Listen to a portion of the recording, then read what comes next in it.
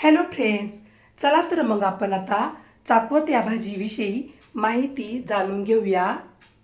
1. चाकवत ही पालेभाजी देशभर सर्वत्र सदा सर्वदा मिळते. 2.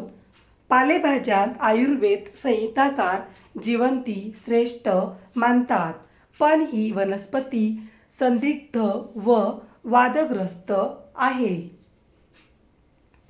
3. ज्वर, अग्निमाद्य किंवा दीर्घकाळच्या तापामुळे तोंडाला चव नसणे, कावीळ, छातीत जळजळ अशा नाना तक्रारीत ही भाजी वापरावी. 4. शक्यतो किमान मसालेदार पदार्थांबरोबर ही पातळ पालेभाजी तयार करावी. 5. व्यक्तिनिरूप व प्रकृतीप्रमाणे लसूण, आले, जिरे, धने, हिंग, ताक, संदैव, मिरी, तूप, खडीसाखर, गूळ हे पदार्थ अनुपान म्हणून वापरावे.